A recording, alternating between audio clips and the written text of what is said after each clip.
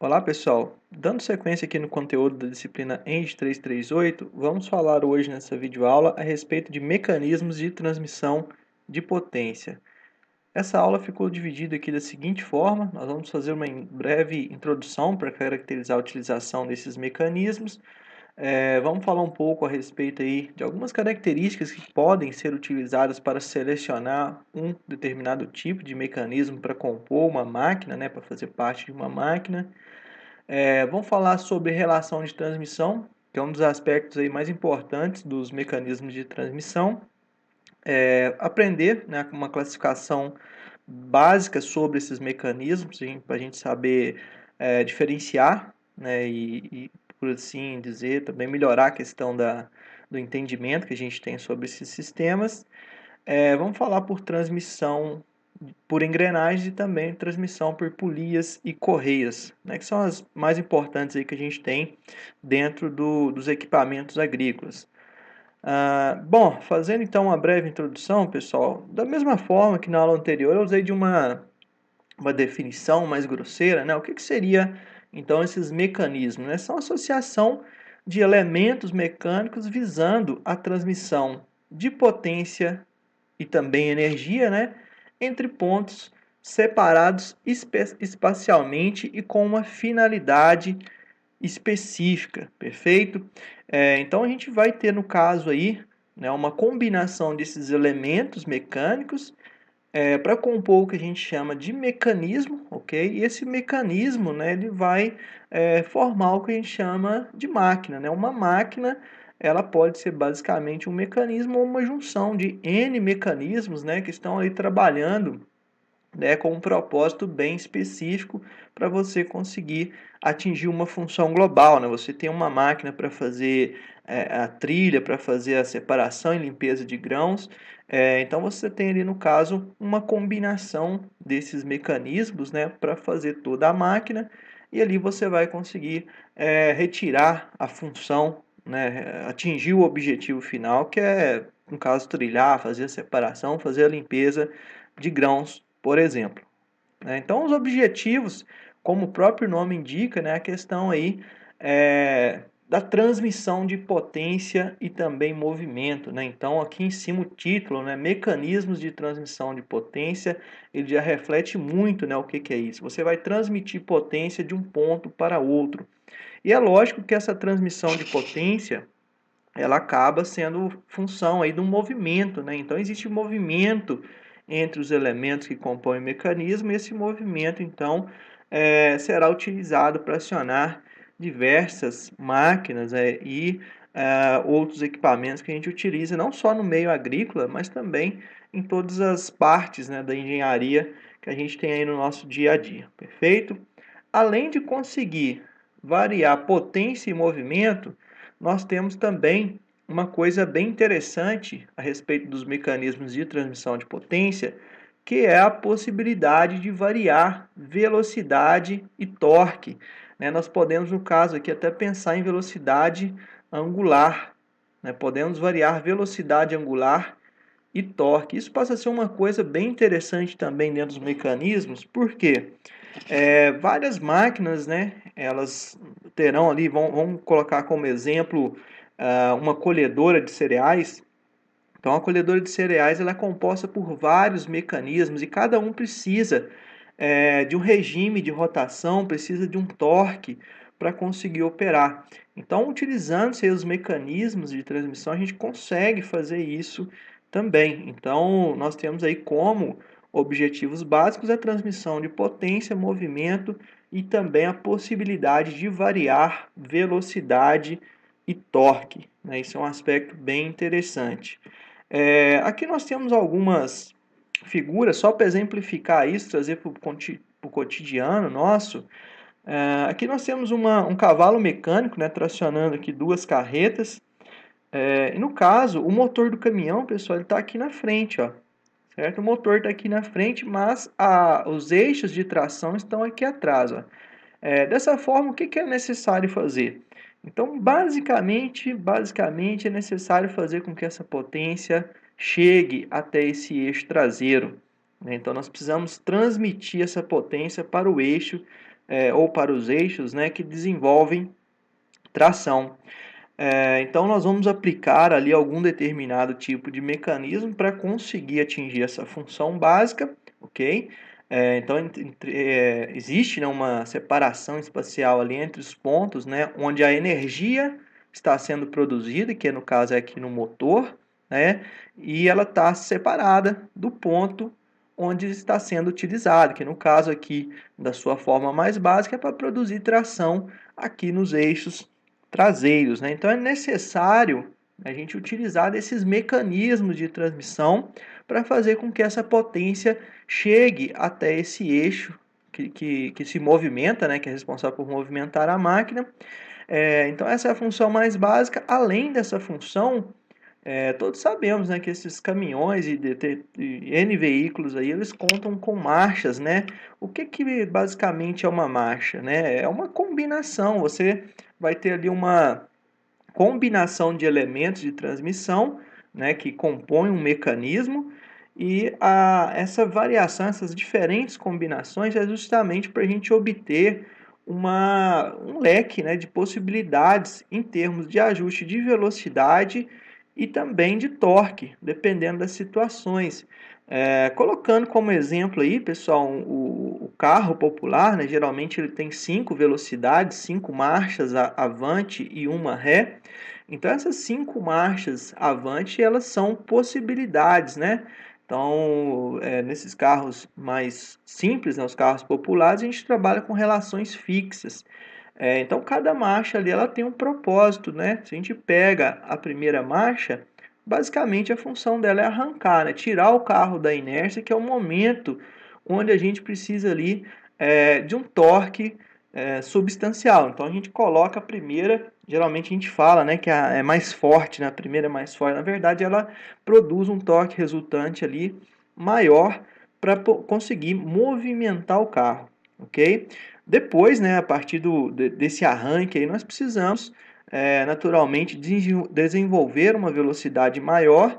Aí a mudança das marchas ela vai sendo efetuada, né, de acordo com essa exigência de velocidade. Então, se você pegar a marcha mais rápida do carro, né, se você está numa descida e tudo, você coloca a quinta marcha, né? A quinta marcha ela tem lá a questão da rotação do eixo, né? A velocidade angular do eixo motriz ali ele vai ser muito alta, porém, nós sempre quando começamos a subir, né, ou quando tem alguma perda de velocidade, é necessário reduzir essa marcha, né? Eu passo quarta, volto para terceira, dependendo até para a primeira, né?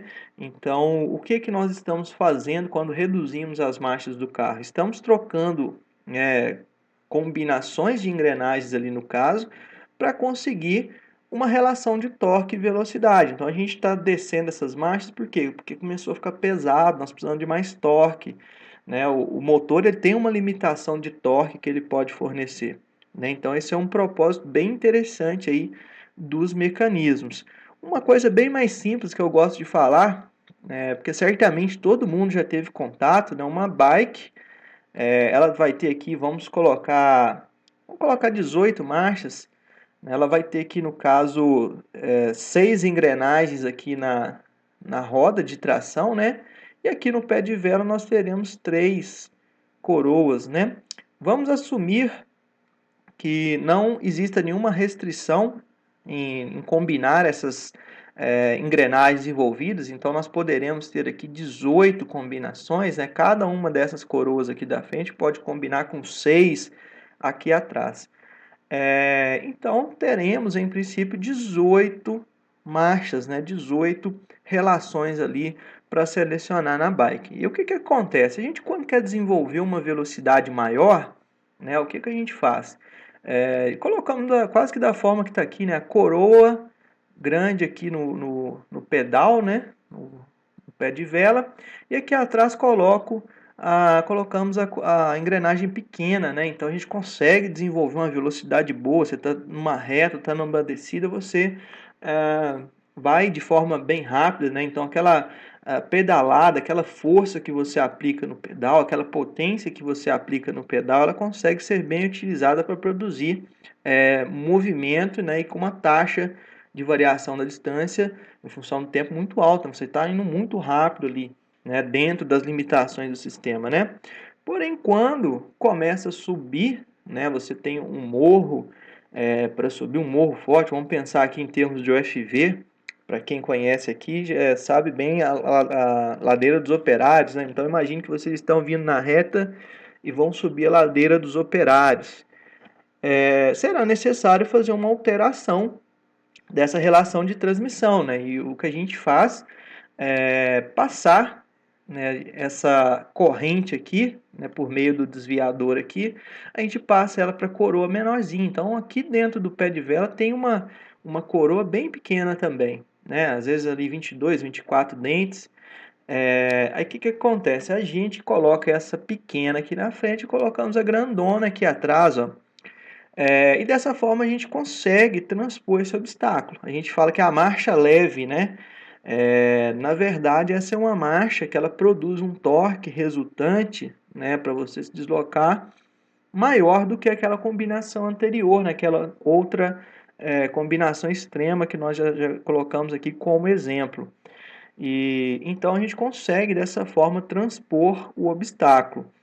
A gente fica mais forte, fica mais potente? Não. A potência que você tem ali vai ser o máximo que a sua característica biomecânica consegue, tudo, mas a gente aproveita melhor essa potência que a gente tem, né? Então, uma pequena potência ali limitada que o ser humano tem, você vai conseguir transpor, né, esse obstáculo lá, utilizando-se de um mecanismo de transmissão de potência, que no caso aqui é a roda dentada e a corrente, né? Então, combinando isso aí, você consegue diferentes relações de velocidade, torque, para conseguir a sua função, né, para obter o seu propósito. Uma outra utilização interessante, isso aqui no caso é uma caixa de câmbio de um trator agrícola, a gente não vai detalhar isso aqui, até porque tá muito confuso aqui, né, a figura e tal, mas é só para a gente ter uma noção da complexidade. Tratores são máquinas utilizadas aí em diversas funções dentro de uma propriedade agrícola e é necessário que esse trator, né, esses tratores, nós tenhamos ali uma diversidade boa em termos de relação de transmissão.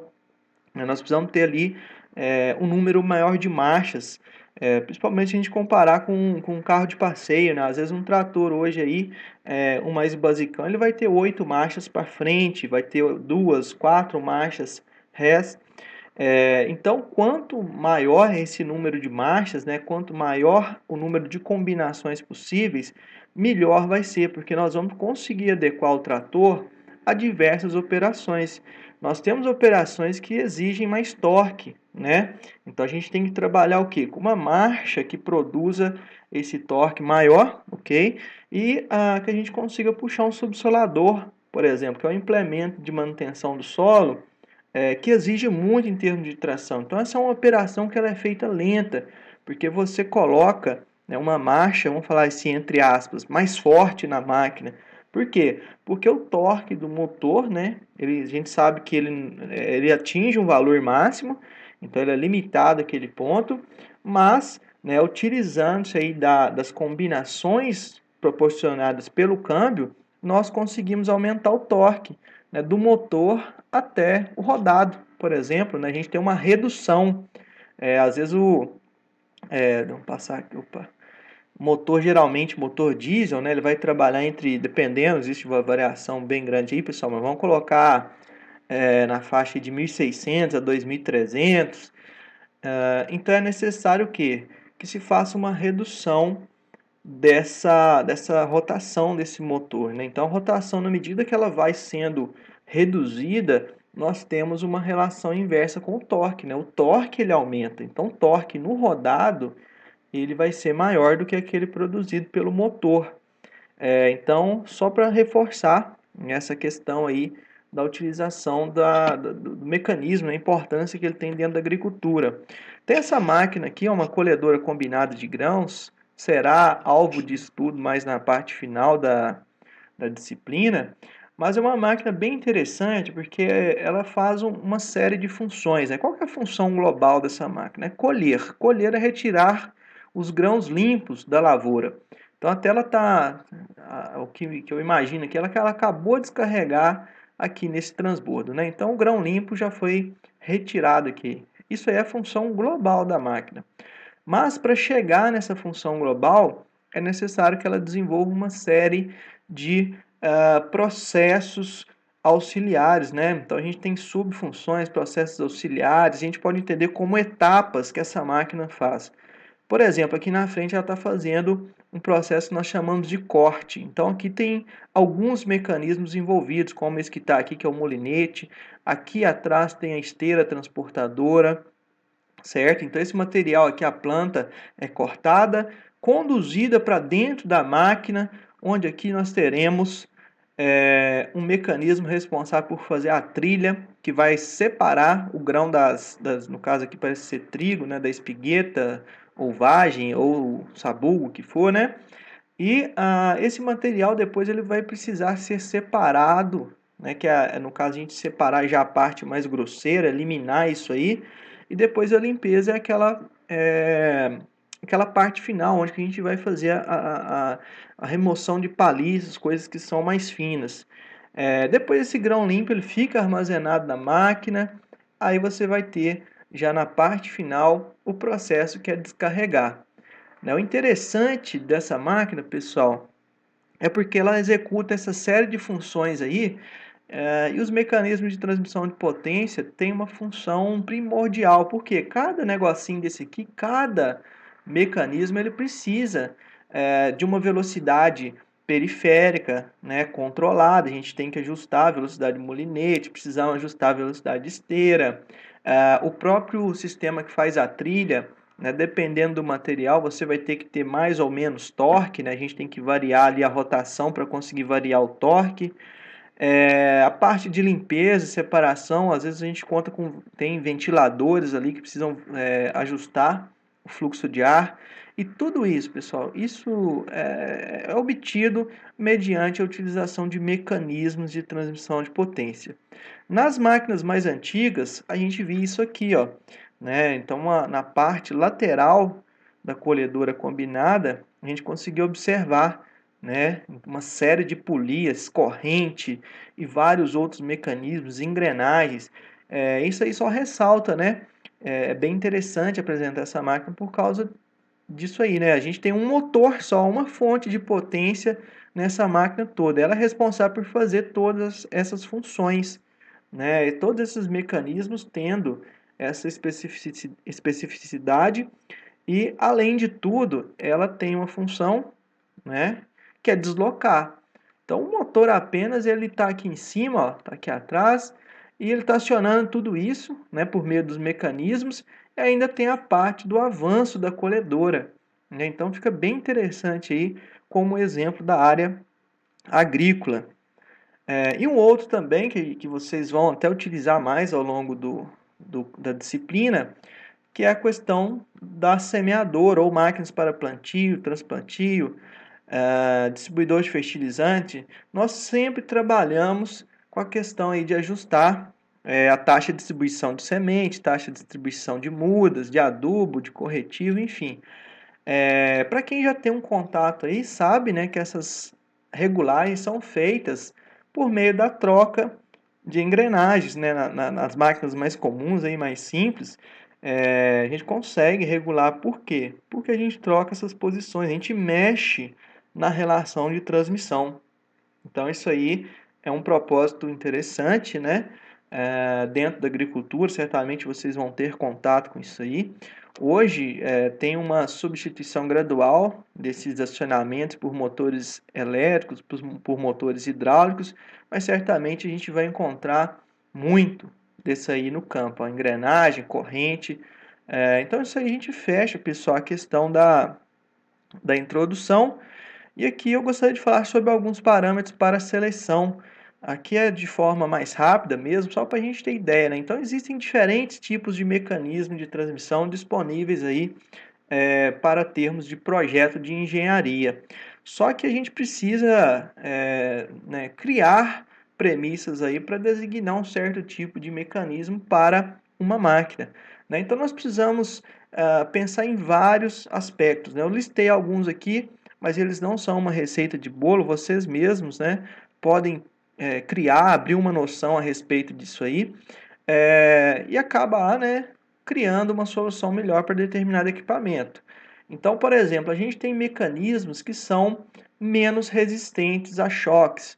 Todos já conhecem as engrenagens, né? Então, se você tem uma máquina que ela fica sujeita a um choque, ao impacto, vamos pensar que uma roçadora, você está lá limpando um pasto e tem muito toco, tem muita pedra.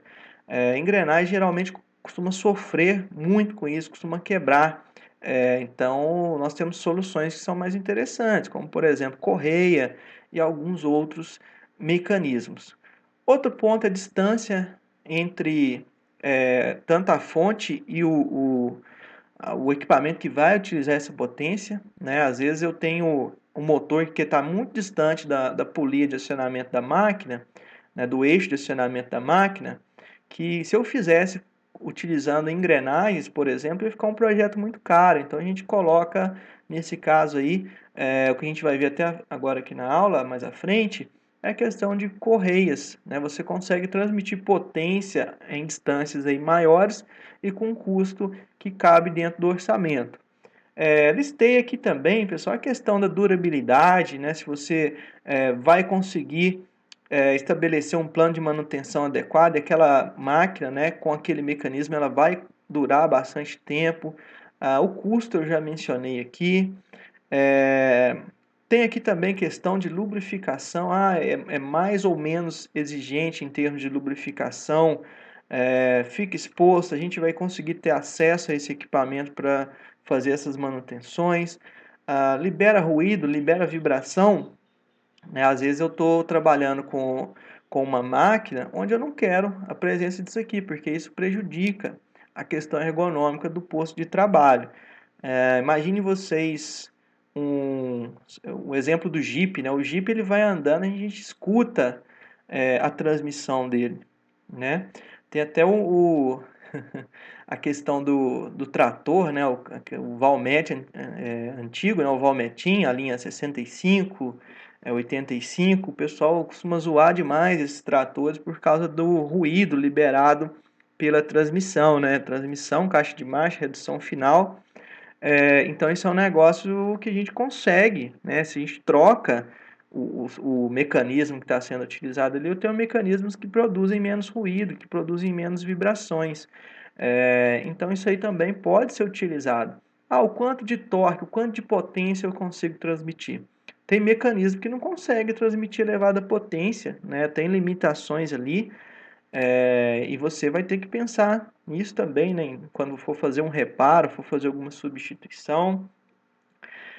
Finalidade da máquina, se igual eu já mencionei, se é uma máquina que vai ficar afastada, que não vai incomodar ninguém, ela tem que ser uma máquina robusta, né, para ficar no campo ali e aguentar diversas condições ali, ok? E vocês mesmos, né, o projetista, ele pode acabar criando parâmetros. Eu tenho que comprar uma peça que tenha disponível aqui na região da Zona da Mata de Viçosa. Isso pode ser um ponto. Tem que ser uma peça que ela atenda ao sistema internacional de unidades, que tenha dimensões específicas, né, que seja feito com material X. Então, isso aqui foi só para passar uma ideia geral para vocês a respeito dessas variações, né, que podem acontecer em termos de mecanismo. Certamente vocês vão ver isso muito no campo aí quando estiverem na vida profissional de vocês. Agora a parte de cinemática, né? Cinemática e relação de transmissão, nós vamos analisar o que acontece quando dois elementos se juntam para compor um mecanismo. Eu coloquei aqui, pessoal, dois círculos, vamos chamar só de círculo, né? Elemento 1 e elemento 2 em princípio. O que nós vamos pensar? Nós vamos assumir que o elemento 1 e o elemento 2 estão em contato e esse contato ele é perfeito. Perfeito de modo que não exista deslizamento entre eles. Certinho? Então vamos aqui reforçar, não existe deslizamento entre eles. Sempre que eu movimento um, né? Ele está aqui, tem um rolamento aqui, por assim dizer, nesse ponto pivô aqui na parte central, né, no ponto central.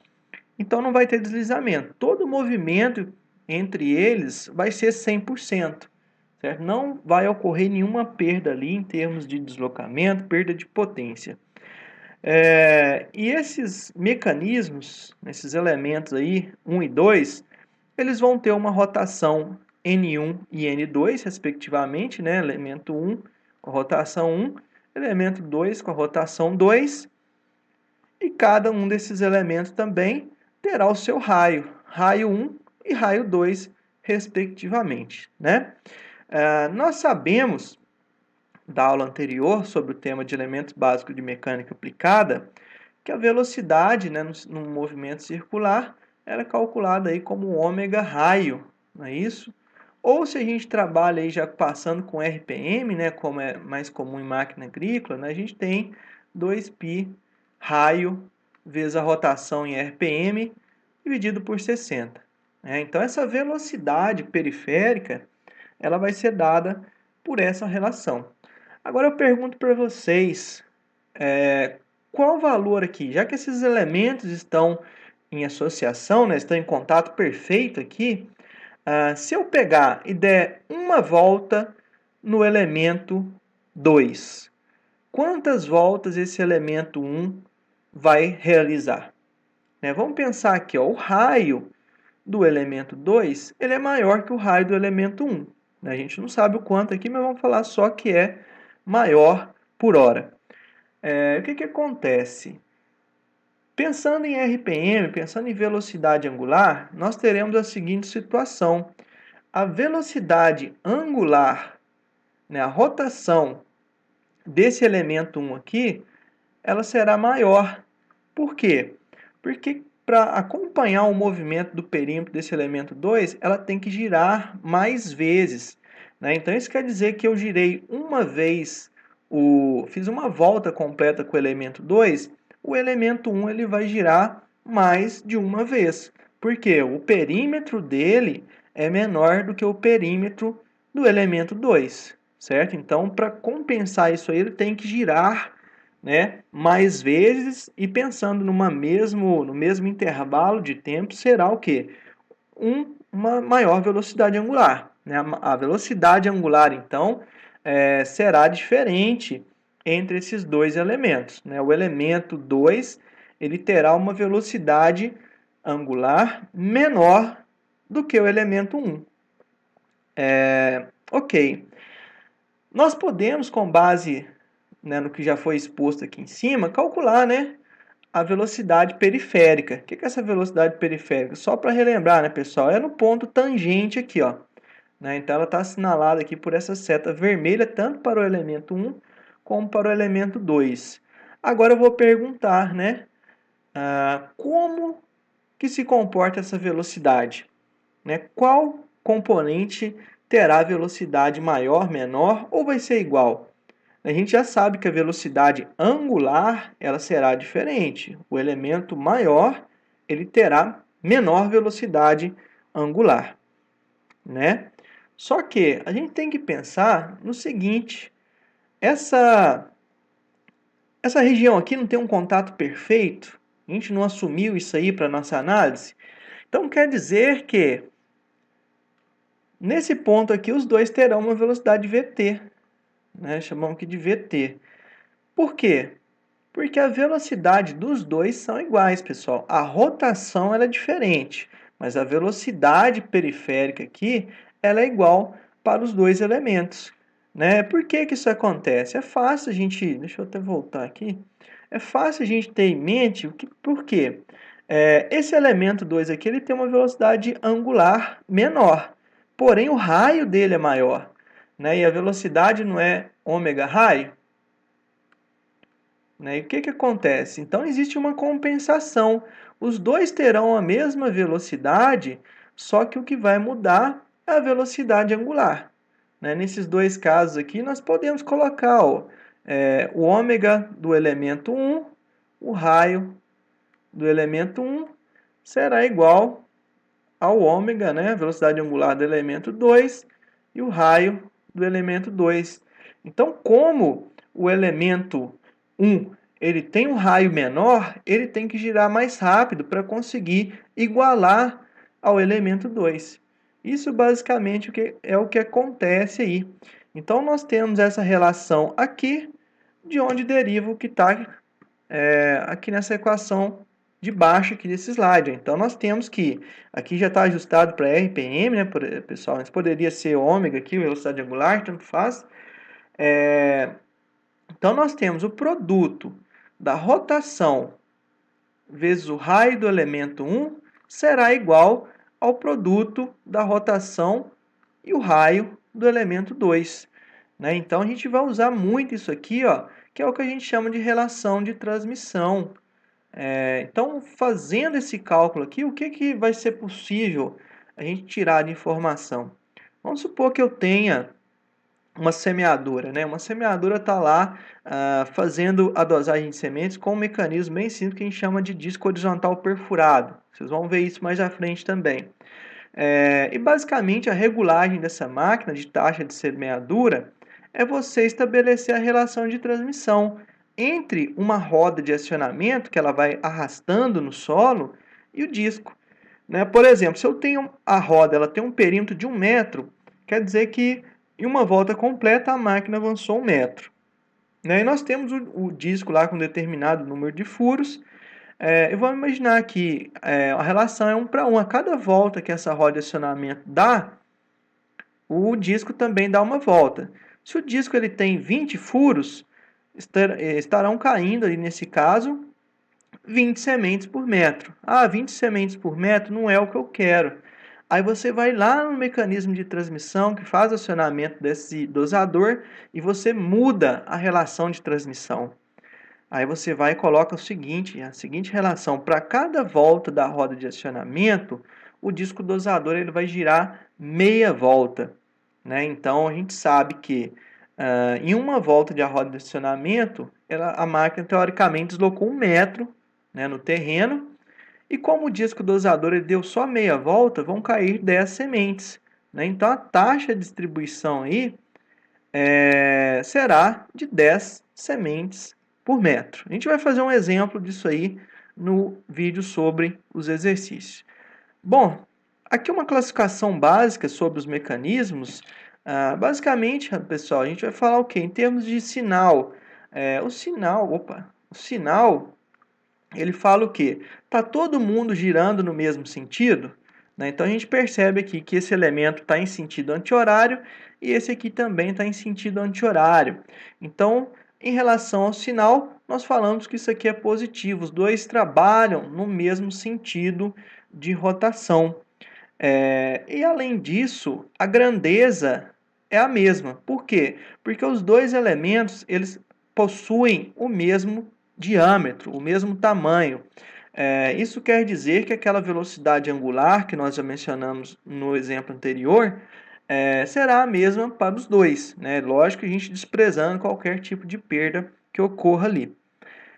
Uma variação que pode existir diz respeito ao sinal quando nós temos uma situação em que um elemento trabalha em um sentido e o outro trabalha no sentido contrário, nós temos uma inversão. E nesse caso falamos aí a respeito do sinal negativo. Né? No caso, o sinal aí, em razão desse movimento oposto, ele recebe a classificação de negativo. Mesmo assim, pessoal, a grandeza que ela continua igual. Os elementos envolvidos na transmissão de potência são do mesmo tamanho. Ok? Então aqui não existe variação de grandeza, mas tem variação de sinal, né? Em razão aí da movimentação desse sistema.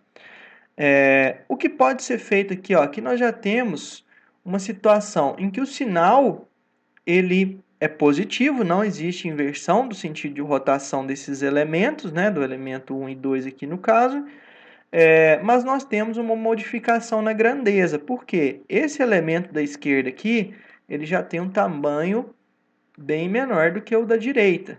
Isso vai implicar numa mudança de velocidade angular, numa mudança de rotação entre os dois elementos. Então aqui já não existe mais aquela relação de transmissão, né, de 1 para 1, como a gente tinha aqui, ó, né? Então aqui nesses dois exemplos anteriores, pelo fato do elemento ter o mesmo tamanho, a relação é estreita, né, ela é 1 para 1. Agora aqui nós no caso teremos uma relação que difere desse 1 para 1. Nesse outro exemplo aqui, nós temos uma condição em que existe, né, além da mudança da grandeza, ou seja, os elementos, né, vão apresentar velocidades angulares diferentes, nós teremos também variação do sentido de rotação, ok? Então, o sinal aqui é negativo e a grandeza também ocorreu aí uma alteração. Isso aí é interessante, né? A gente ganha uma certa flexibilidade, nem todo mecanismo, pessoal, é capaz de fazer essas variações assim, ok? Mas é uma opção interessante para a gente trabalhar, né? Dependendo da máquina, dependendo da necessidade que exista, né? Então, basicamente, essas classificações, e aqui é onde que eu queria chegar com vocês, né? A questão do mecanismo de contato direto e também do contato indireto. O que é isso? A gente precisa pensar, pessoal, em elementos. Né? O que é um elemento de transmissão? Um elemento de transmissão, ele por si só não transmite potência. Por quê? Ele precisa estar em associação com outro elemento para conseguir fazer essa função. Então, vamos colocar um elemento 1 aqui, né? Um disco, vamos colocar assim, igual o exemplo que nós colocamos, né? Então, nós temos aqui, ó, o elemento 2. Esses elementos são elementos de transmissão de potência. De forma isolada, eles não têm função. Eles têm que trabalhar junto com um ou mais elementos ali para conseguir chegar nessa função global aí. Então aqui não tem movimentação, só tem movimentação quando eu fecho, né, o contato entre os dois elementos, né? Então vocês vão trabalhar contato direto, é o seguinte, eu tenho que o elemento 1 e o elemento 2, né, os dois elementos envolvidos, eles vão se tocar diretamente e a movimentação ocorrerá em função desse contato direto. Não precisa de ninguém, não precisa de nenhum intermediário para fazer a ligação entre eles. Já no contato indireto, né, nós teremos aí mais de dois elementos envolvidos. Por quê? Nós precisaremos de um terceiro para conseguir fazer esse contato. Então, um exemplo muito claro disso aí, né, já foi mencionado aqui, é a polia, a corrente da bicicleta. Então, na bicicleta, por exemplo, nós temos duas rodas dentadas, né, no eixo dianteiro e no eixo traseiro, e elas precisam estar conectadas por uma corrente para conseguir, né, obter aí a função de transmissão de potência e variação de torque e velocidade angular, conforme a gente já mencionou aqui anteriormente. Então, sabendo, né, dessa classificação de contato direto e contato indireto, o contato indireto ainda tem duas variações. Ele pode ser feito por meio de um intermediário rígido ou de um intermediário flexível, né, que a gente já vai ver aqui agora. Agora não, mais um slide para frente. Pessoal, então aqui tá tem alguns exemplos, né, clássicos de contato direto. Então aqui não é necessário intermediário. O primeiro aqui são duas engrenagens. Engrenagens são elementos, né, mais complexos aí de transmissão de potência. E existe o chamado engrenamento, né? Os dentes aqui dessas engrenagens eles vão ficar acoplados e dessa forma ocorrerá a transmissão de potência de um elemento para outro. Então, o elemento em contato direto com o outro elemento. O que está aqui embaixo, ó, não sei se todos conhecem, mas é um mecanismo, né, utilizado nos carros aí, mais simples de embreagem. Né? Na verdade, a embreagem ela é responsável por fazer interrupção de movimento, do movimento que vai do motor para a caixa de marchas. Quando nós precisamos fazer a troca de marchas do carro, fazer a parada, né, ou arrancar, a gente está sempre acionando o pedal da embreagem. Nesse caso, pessoal, o disco ele trabalha em contato direto com o platô, né? Então o mecanismo ele precisa de atrito para funcionar. Aqui embaixo tem um outro mecanismo que é o que é chamado de roda de atrito. Isso aqui é muito utilizado em portão de empresa grande, né, que passa, sei lá, caminhão, máquina de dimensões maiores, que o portão ele tem um motorzinho, esse motorzinho tem um pneu, né, então o motor elétrico aciona o pneu, e esse pneu ele vai fazer o processo de abertura e fechamento do portão. Vocês já podem ter visto aí, talvez em parque de diversões, alguns daqueles brinquedos, né, são acionados dessa forma, né? Um exemplo mais clássico é esse pneu, né, fazendo abertura, fechamento, lá no brinquedo do circo, né, costuma ter esse negócio aí. Passando para os mecanismos, né, de transmissão que já são de contato indireto, eles vão exigir então o intermediário. Esse intermediário ele pode ser flexível, né? Então nós temos aqui a questão da correia. A corrente, pessoal, ela é um intermediário flexível. No slide anterior, aí, algum deles eu falei que era rígido, mas me desculpem que eu faço ao vivo e a cores aqui, né? Então, corrigindo aqui, é um intermediário flexível, né? Porque ela tem uma movimentação, mesmo que seja limitada em alguns casos, né? Então, nós temos aqui a correia, corrente, e aqui esse exemplo da máquina de costura, talvez alguns de vocês aí já brincaram, inclusive, com essa máquina aqui na casa dos avós, né? Essa máquina ela utiliza de um cabo para fazer a transmissão, né? Você aciona aqui o mecanismo, né, que vai dar movimento para toda a máquina aqui em cima por meio dos pés. Então tem um pedal ali e esse movimento ele é transmitido por um cabo, né? Poderia ser utilizado também corrente, alguma coisa nesse sentido, e estaria enquadrado como um intermediário flexível. Já os intermediários rígidos, como foi apresentado aí para vocês, né, como o próprio nome indica, o indivíduo, né, o elemento utilizado para fazer a movimentação, ele não tem flexibilidade nenhuma, ele é um braço rígido de fato, né? O exemplo que a gente tem disso aqui é que nós temos uma manivela, acho que muitos aí já acionaram algum equipamento mais simples por meio de uma manivela, né? Então a gente percebe que ocorrerá no caso uma transmissão de movimento, né, e potência da alça aqui, e aqui vai estar o eixo do equipamento. Essa manivela ela pode estar montada num mecanismo, né, que é muito comum, que é chamado de biela manivela. Esse mecanismo ele é responsável por fazer a conversão de um movimento rotativo para um movimento linear e alternativo. Isso aqui é interessante porque no próprio motor, que a gente vai estudar daqui umas aulas, ele tem lá um mecanismo biela-manivela que é responsável por receber toda aquela potência, toda aquela pressão que vem durante o funcionamento do motor, e isso aí é convertido em rotação, certo? No volante do motor. Então é uma coisa que a gente vai ver mais adiante aí. As locomotivas a vapor, né, uma peça que ficava sempre passando assim lá no, na roda de tração da máquina, né, que a gente vê lá, é um sistema biela-manivela. E aqui embaixo temos o chamado eixo cardan. Esse eixo cardan é composto por duas juntas universais, cardan, e um eixo telescópico.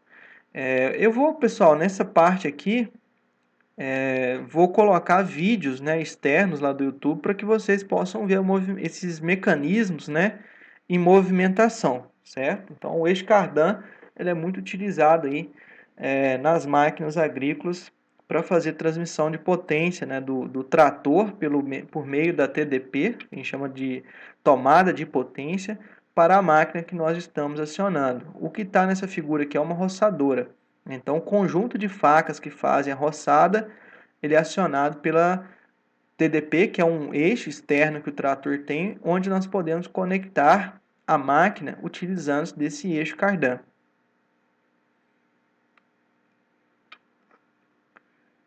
Agora já de forma mais específica aqui, passando para a transmissão por engrenagens. Pessoal, as engrenagens elas podem ser classificadas aí de uma forma mais simples por meio da sua geometria básica e também pelo arranjo dos dentes, né, nesses elementos. O que seria uma engrenagem cilíndrica? É uma engrenagem cuja projeção forma um cilindro. Para facilitar para vocês, vocês podem pensar da seguinte forma: eu vou colocar uma folha de papel A4 aqui em volta, ó, né? E qual figura vai formar? Vai formar um cilindro. E os dentes estão posicionados, né, ao longo da geometria dessa engrenagem. Então a gente vê, ó, que eles estão aqui, né, na periferia arranjados nessa forma cilíndrica. E nós temos, né, a classificação em relação aos dentes, que é o seguinte, ó. A engrenagem ela tem esse furo no centro aqui para permitir que você faça o acoplamento do eixo, né? Então o eixo ele vai aqui, o eixo ele vai nesse ponto aqui também, nessa outra. E nós temos o seguinte: quando o dente ele tem alinhamento com esse eixo, né? Se a gente pegar aqui e olhar cada dente pela frente, né? A gente vai olhar para a face, né, a face superior desse dente aqui, nós vamos analisar que ele está no mesmo alinhamento que o eixo.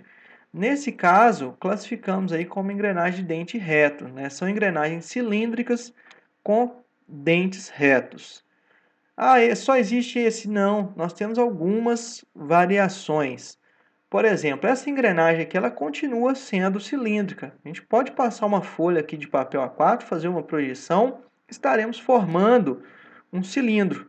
Porém, quando fazemos essa avaliação em relação à posição do eixo, né, que está aqui na parte central, e o dente, ó, nós já percebemos que existe um ângulo entre eles, né? Existe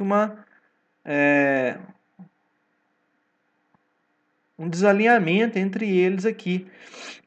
Então, esses alinhamentos aí, né, a gente tem que, inclusive, né, pelo fato que é helicoidal. Então, esse dente ele vai formar uma hélice também, além de estar desalinhado com o eixo da engrenagem, ele forma uma hélice. Mas aqui não está dando para ver direito. Mas imagine, né, que vocês vão continuando, cada um desses dentes aí, eles vão formar um helicoide. Perfeito? Então aqui recebe o nome de helicoidal. Um outro tipo bem interessante de engrenagem é a engrenagem cilíndrica com dentes retos. Olha aqui, a única coisa que mudou, né, a engrenagem ela continua com a geometria básica formando um cilindro, porém os dentes já não estão na face externa, eles vieram aqui para dentro, né, mas continua sendo um dente reto. Essa montagem aqui, ela é bem interessante. O que está do lado aqui é o que a gente chama de redução ou caixa satélite. Isso aqui é uma forma bem compacta de a gente produzir uma redução bem elevada. Né? Para que seria interessante essa redução bem elevada? Para que a gente consiga aumentar um torque num pneu, por exemplo. Então, o eixo dianteiro dos tratores, boa parte deles, contam com esse redutor epicíclico. Né? E a montagem dessa caixa toda aqui só é possível graças à utilização de uma engrenagem cilíndrica com dentes internos. Uma outra utilização bem interessante é a respeito das engrenagens cilíndricas com cremalheira, né? Então nós temos aqui uma engrenagem normal, cilíndrica, com dente reto, e aqui nós temos uma engrenagem reta. Essa engrenagem reta aqui, o que ela vai produzir da forma que ela está montada? Aqui nós temos movimento rotativo, naturalmente, nessa engrenagem cilíndrica, porém, né, existindo o engrenamento aqui com essa engrenagem, com essa cremalheira, o que vai acontecer? Essa engrenagem, a cremalheira, ela vai andar para um lado e para o outro, né, dependendo do sentido de rotação que você coloca aqui, ó. Um exemplo bem interessante aí, acho que todo mundo teve acesso, são os portões de garagem, né? O portão você tem um motorzinho desse lá, junto com uma cremalheira, né? Uma engrenagem cremalheira fazendo a movimentação lateral do portão. Ok? Então, essa aqui é uma aplicação interessante.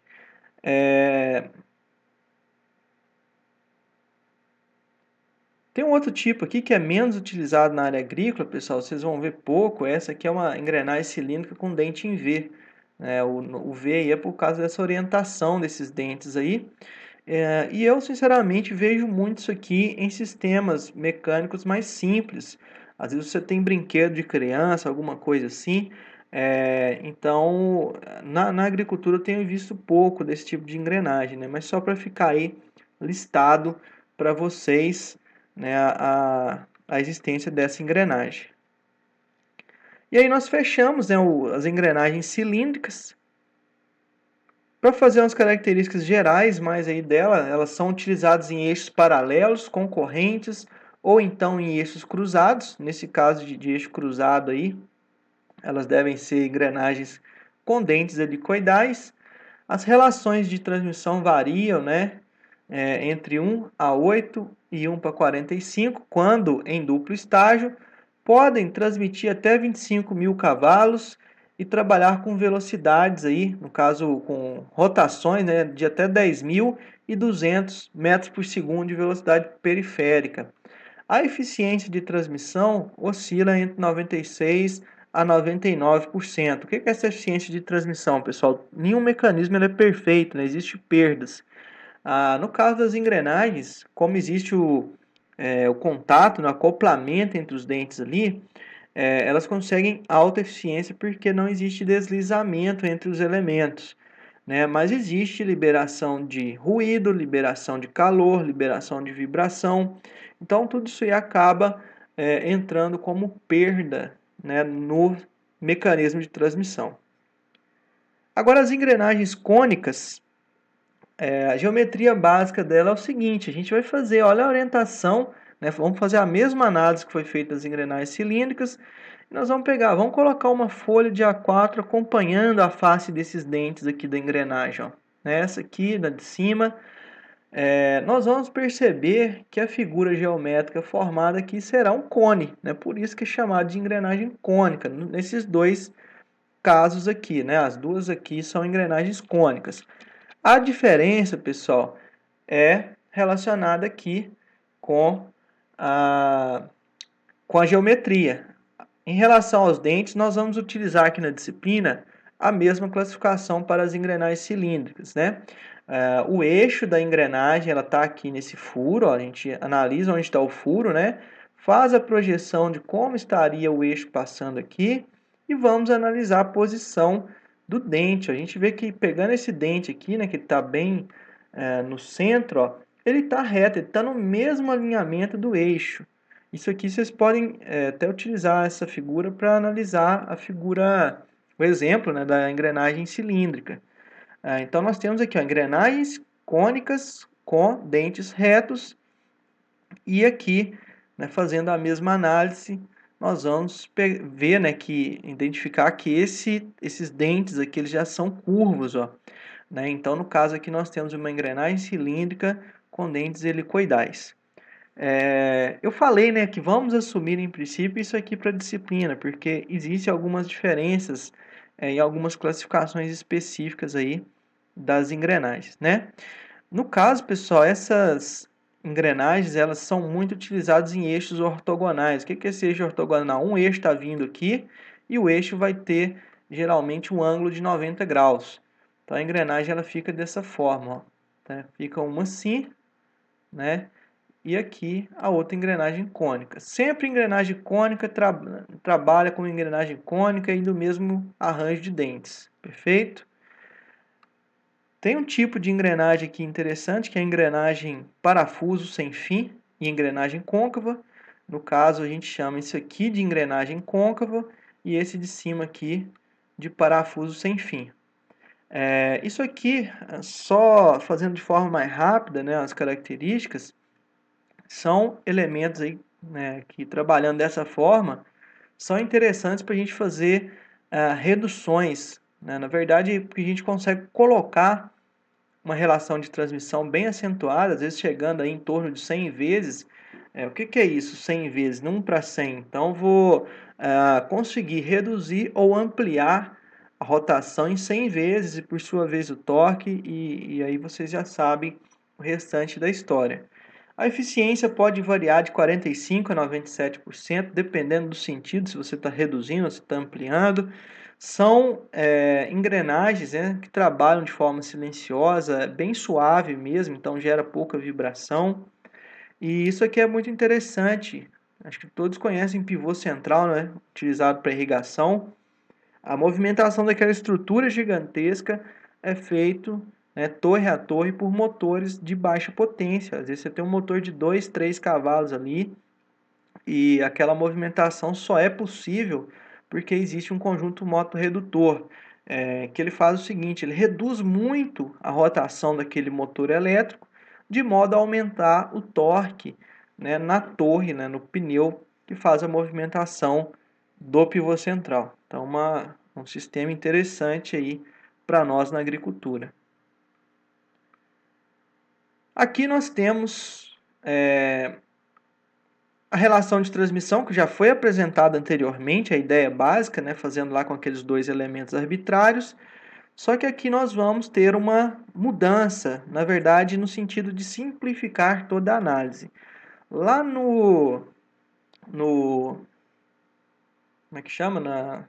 Na parte lá sobre relação de transmissão, quando foi inicialmente aplicado, nós colocamos o seguinte, deixa eu ver aqui, ficou raio, né, o diâmetro, não sei, eu acho que ficou raio. Raio do elemento 1 vezes a rotação do elemento 1, né? Pois raio do elemento 2 igual a rotação do elemento 2. Isso aqui, pessoal, no caso das engrenagens, ao invés de considerar o raio que elas apresentam, nós vamos trabalhar com o número de dentes, certo? Então, toda engrenagem, na hora que você compra, vai substituir, você tem que pensar no número de dentes, certo? E por que a gente considera, né, esse raio que nós já desenvolvemos lá atrás, ele virou número de dentes aqui? Porque existe uma relação chamada de módulo, né? Vamos colocar de forma mais simples, que seria o seguinte: o número de dentes da engrenagem dividido pelo raio, ele vai fornecer um valor adimensional, né? E engrenagens para trabalhar em associação, essa associação ela só é possível se as engrenagens tiverem o mesmo módulo, né? Então, a relação entre o número de dentes e o raio das engrenagens envolvidas tem que ser a mesma, né? Caso contrário, não existe engrenamento, certo? Você vai ter uma situação que vai te causar um problema muito grande. Então, nesse caso aqui, nós utilizamos o número de dente, porque simplifica muito a utilização, né? E aqui a questão do N minúsculo, né? Nos dois casos é a rotação da engrenagem 1 e 2, né? E assim por diante. Agora nós vamos fazer o primeiro exemplo aqui, pessoal. É um exemplo bem simples. Nós temos aqui duas engrenagens. A engrenagem menor, ela tem 20 dentes. Ó. Essa engrenagem tem 20 dentes e essa engrenagem maior que está acoplada com ela tem 40, ó. Ok? O que a gente já pode pensar, né? Se eu girar essa engrenagem maior aqui, ó, vamos pensar, girei a maior, né, pensando que essa então aqui vai ser a movida. Nós temos a engrenagem motora e a movida nesse exemplo. Se elas têm, se a engrenagem 2, né, a pequena, que ela tem a metade do número de dentes dessa maior, quer dizer que a cada volta que essa engrenagem efetuar, né, em cada volta completa, essa aqui vai ter que girar o quê? 2 vezes mais, né? Por quê? Para percorrer toda essa periferia aqui, ela vai ter que ter uma rotação maior, conforme nós já conversamos anteriormente. Bom, aqui é o seguinte, ó. Utilizando a equação que foi apresentada no slide anterior, né, nós colocamos aqui, ó, número de dentes da engrenagem 1 vezes a rotação da engrenagem 1 será igual ao produto do número de dentes da engrenagem 2 e a rotação da engrenagem 2. Nesse caso aqui, nós vamos considerar o seguinte, a engrenagem 1 vai ser a pequena e a engrenagem 2 será a grande. Então, nós colocamos aqui, ó, N maiúsculo, 20 dentes. Ó, 20 dentes aqui para a engrenagem 1 e ela está recebendo uma rotação de 100 RPM. Vamos supor que tem um motor aqui tocando essa engrenagem, né? Então, 100 RPM igual a 40 dentes, que é o número de dentes da engrenagem 2, vezes a rotação da engrenagem 2, que nós não conhecemos. Com isso, nós conseguimos chegar, ó, em 50 RPM. Então, a engrenagem 1 ela está com 100 RPM e a engrenagem 2 ela vai girar mais lentamente. A velocidade angular dela é a metade da engrenagem 1. Né? Então, isso aqui existe uma redução da engrenagem 1 para a engrenagem 2. Nós temos então uma redução da velocidade angular e teremos um aumento proporcional em termos de torque. Perfeito? O próximo exemplo aqui é um exemplo que envolve 3 engrenagens. A gente vai tentar ir aumentando aos poucos aí a complexidade desses exercícios. E vamos lá. Nós temos aqui 3 engrenagens. A primeira é a engrenagem 1, né? Ela tem 20 dentes e está trabalhando com 100 RPM.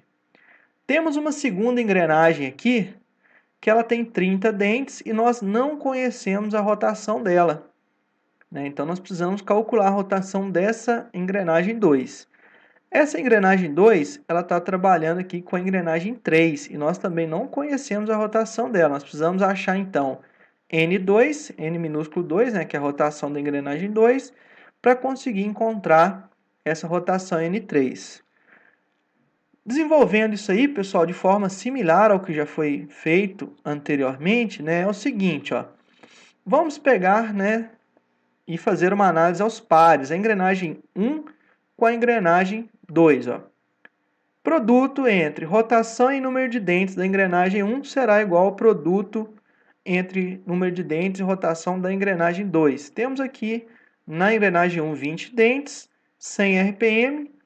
A engrenagem 2 tem 30 dentes e a rotação aqui será de 66,67 RPM. Então, esse valor aqui nós já encontramos, é 66,67 RPM. Agora, nós podemos, então, calcular qual será a rotação da engrenagem 3. Na engrenagem 3, nós vamos fazer o produto entre número de dentes e a rotação da engrenagem 2 igual ao produto entre número de dentes e a rotação da engrenagem 3. A engrenagem 2 tem 30 dentes. Sabemos que a rotação que ela está aqui nesse momento é de 66,67. O número de dentes da engrenagem 3 é 40 e a rotação que nós queremos determinar, né? Nesse caso aqui, 50 RPM. Então, aqui temos uma associação de 3 engrenagens, né, e essa aí é a cinemática entre elas. Seria possível que cada uma dessas engrenagens aqui, pessoal, estivesse acionando um determinado mecanismo para uma determinada função, né? Então, aqui a primeira está com 100, essa aqui tinha um mecanismo que precisava de 66, né, 67 quase aqui, e aqui embaixo precisava de 50. Então, são mecanismos, né, que conferem uma flexibilidade muito interessante aí em termos de composição de máquinas, desde mais simples até máquinas mais complexas. Agora, esse esquema que está aqui para vocês, pessoal, já é um outro exemplo aí, um pouquinho mais complexo, mas muito simples de ser resolvido também. Nós temos aqui um motor, esse M1 aqui é um motor, né, que ele está operando com velocidade, né, com a rotação aí, no caso, de 1.200 RPM, certo? Nós temos aqui no motor 1.200 RPM. Eu vou explicar para vocês aqui esse esquema, né, que está representado aqui, porque às vezes o pessoal fica com um pouco de dúvida, mas vamos lá. Nós temos aqui 6 engrenagens, ó. 1, 2, 3, deixa eu usar isso aqui. Opa. Então, aqui o motor com 1.200 RPM e as 6 engrenagens. Engrenagem 1, engrenagem 2, engrenagem 3, engrenagem 4, engrenagem 5, engrenagem 6. A engrenagem 1, ela está no mesmo eixo do motor, ela está acoplada ao eixo do motor. Por sua vez, ela estará com uma rotação de 1.200 RPM. Né? Todo esse conjunto aqui está girando aí na mesma velocidade angular, então 1.200 RPM. A engrenagem 1, ela trabalha diretamente em associação com a engrenagem 2, ok? Então existe um acoplamento entre engrenagem 1 e 2. A engrenagem 2, por sua vez, ela está acoplada no mesmo eixo, isso aqui simboliza o eixo, viu, pessoal, na horizontal. A engrenagem 2 está no mesmo eixo da engrenagem 3. Então, o valor que nós vamos encontrar aqui de rotação para a engrenagem 2 será igual à rotação da engrenagem 3. A engrenagem 3 ela está acoplada com a engrenagem 4. Né? Eles estão, no caso, engrenadas, né? O contato dente a dente ali. Né? E a engrenagem 4, junto com a engrenagem 5, certo? A engrenagem 5 e 6 elas estão engrenadas, né? Estão acopladas pelos dentes. E finalmente aqui, a engrenagem 6 ela está no mesmo eixo de uma máquina qualquer que está sendo acionada por esse mecanismo aí todo, ok? A pergunta aqui é a seguinte: qual o número de rotações que está chegando aqui embaixo? Né? Bom, a dica para vocês, pessoal, sempre analisem, sempre individualizem os pares. Então, o que a gente vai analisar aqui? Vamos analisar a engrenagem 1 com a engrenagem 2, vamos analisar a engrenagem 3 com a engrenagem 4 e, finalmente, aqui a engrenagem 5 com a engrenagem 6. Faremos, então, 3 cálculos para conseguir chegar na rotação da máquina que está sendo acionada aí por esse mecanismo. Colocando aqui, pessoal, a gente vai simplesmente, assim como temos feito, né, comentar, né? Então, primeiramente aqui, ó, o primeiro par, nós vamos pegar a rotação, número de dentes e a rotação da engrenagem 1. O número de dentes está aqui, ó, 20 dentes. A rotação é 1.200, que nós sabemos aí que ela está no mesmo eixo do motor que está acionando todo esse conjunto aqui. Então, vamos fazer, ó, 20 vezes 1.200 RPM é igual ao número de dentes da engrenagem 2, que é 75, vezes a rotação da engrenagem 2, que a gente não conhece. Então, isolando-se a rotação aqui, nós chegamos num valor de 320. Olha que legal, já teve uma redução grande aqui, né? Ó, o motor estava 1.200, ele já foi para 320 RPM aqui, ó. Então, quer dizer, pessoal, que nessa situação ocorreu o quê? Redução, né, da rotação e o torque aqui nessa engrenagem aumentou, certo? O torque ele é superior ao fornecido pelo motor. Aí, qual que é o próximo passo? Agora nós vamos analisar a engrenagem 3 e a engrenagem 4. Ó. Produto entre o número de dentro da engrenagem 3 e a rotação da engrenagem 3 será igual ao produto entre o número de dentes e a rotação da engrenagem 4. Sabemos que a engrenagem 3 tem 15 dentes. Por estar no mesmo eixo que a engrenagem 2, né, as duas aqui estão na mesma rotação. Então, a rotação N2 é também igual a N3. A rotação da engrenagem 3 é também de 320 RPM. Então, 15 vezes 320. A engrenagem 4 tem 72 dentes. Isolando aqui a rotação da engrenagem 4, chegamos numa rotação aí de 66,67. A engrenagem 4, ela tem essa rotação. A engrenagem 4 está no mesmo eixo que a engrenagem 5. Então, as duas vão apresentar a mesma rotação. A N4 e N5 assumem o mesmo valor, né, que é de 66,67. Analisando aqui o último par, temos o seguinte, né, produto, número de dentes, rotação da engrenagem 5, igual a produto, número de dentes e rotação da engrenagem 6. A engrenagem 5 tem 25 dentes e trabalha numa rotação que a gente já sabe aqui que é de 66,67, igual ao número de dentes da engrenagem 6, né? Isolamos aqui a rotação da engrenagem 6. Rotação aí final da engrenagem 6 de 22,22 RPM. Pessoal, essa engrenagem 6, ó, que está com essa rotação aqui de 22,22, ela está no mesmo eixo, né, que a máquina está sendo acionada. Então, a rotação desse eixo da máquina será também de 22,22 RPM. Passando isso aí agora para transmissão por polia e correias.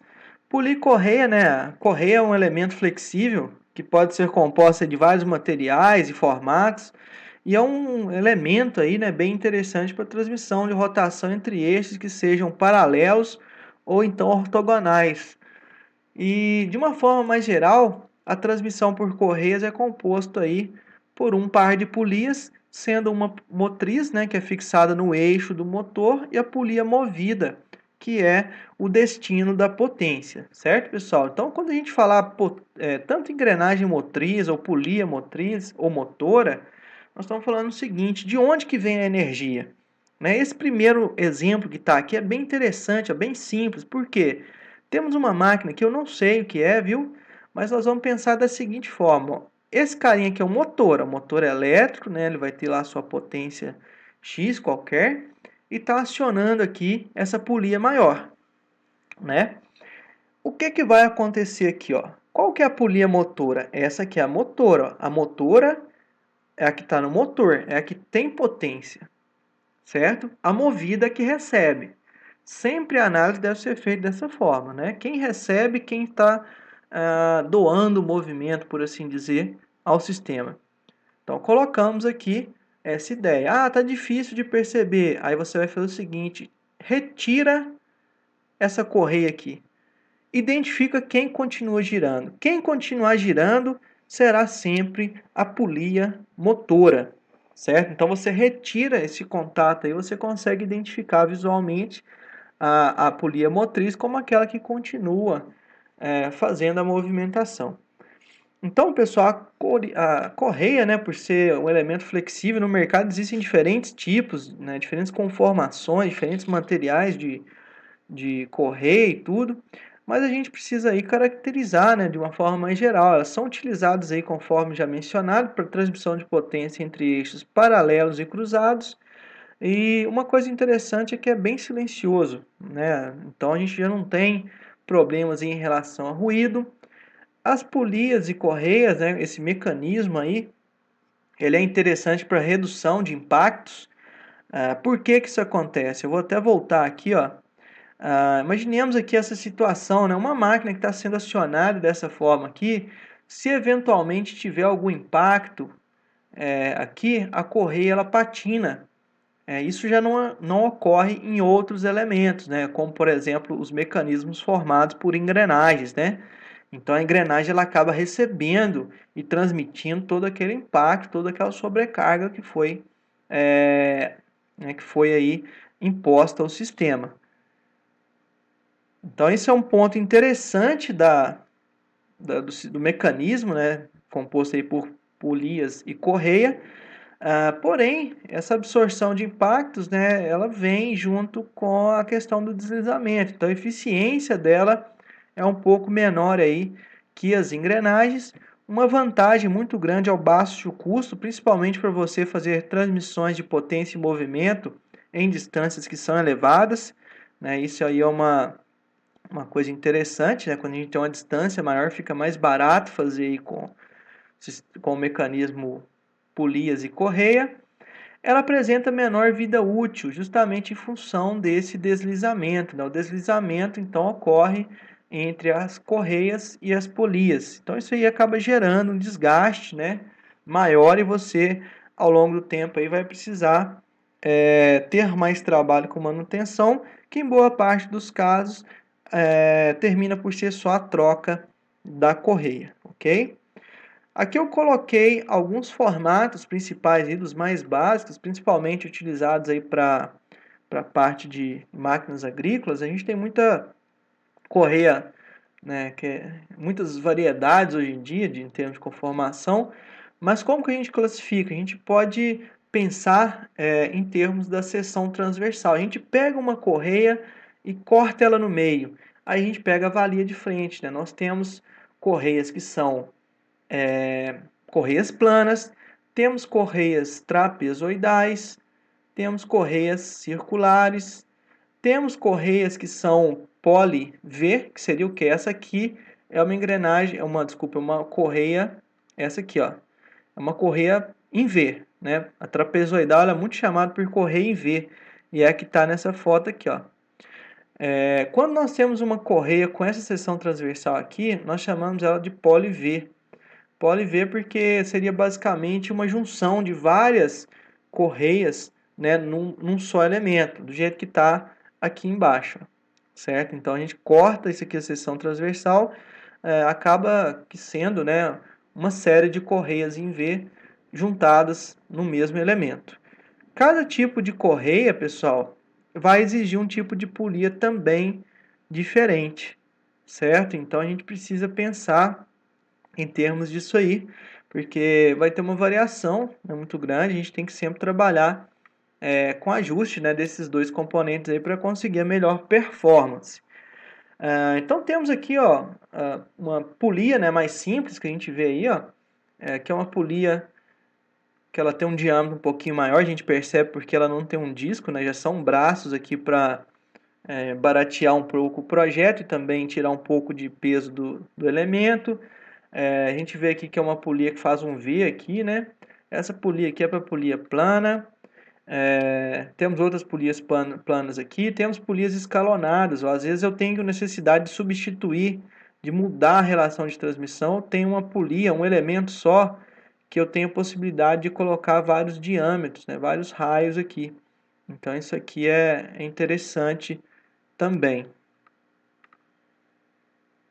Aqui o que eu já coloquei para vocês, né, o conceito de motora e movida. Aqui eles têm mesmo sinal e grandeza diferente, né?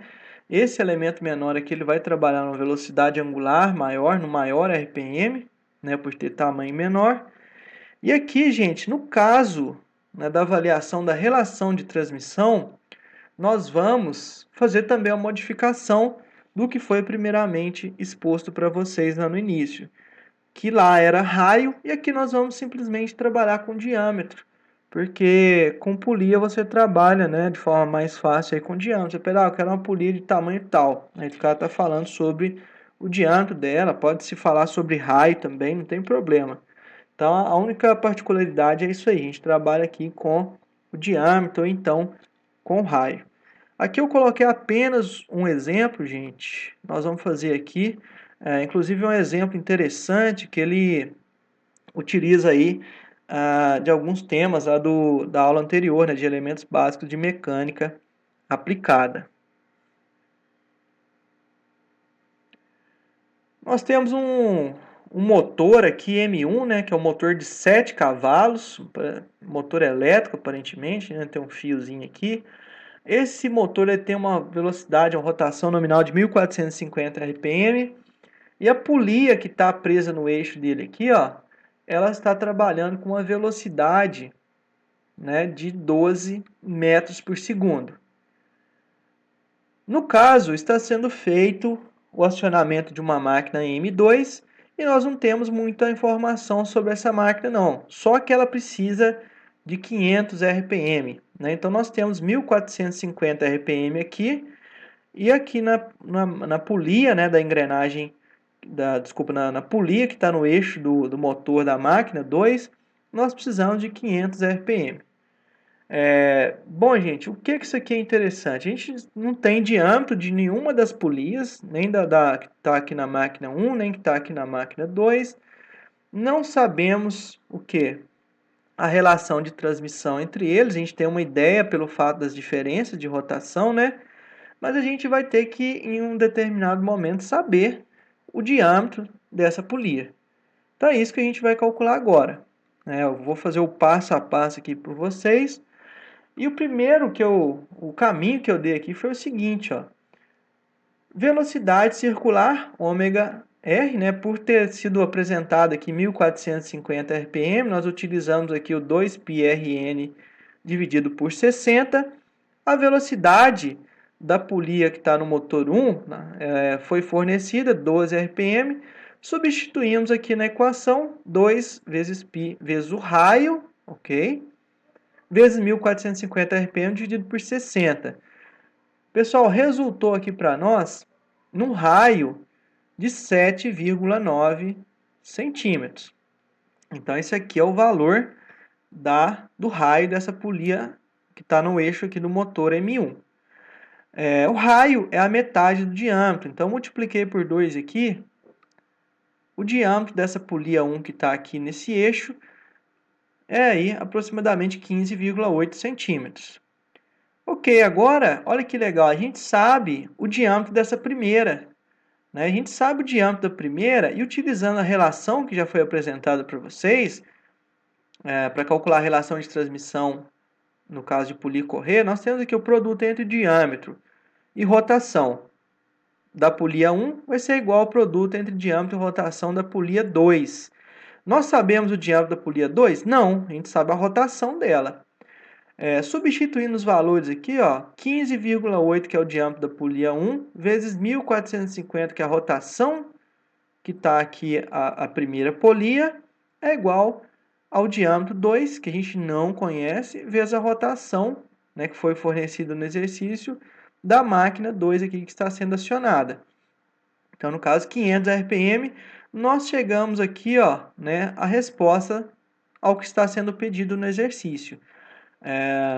Determinar o tamanho da polia 2. A polia 2 tem aproximadamente 45,82 centímetros de diâmetro.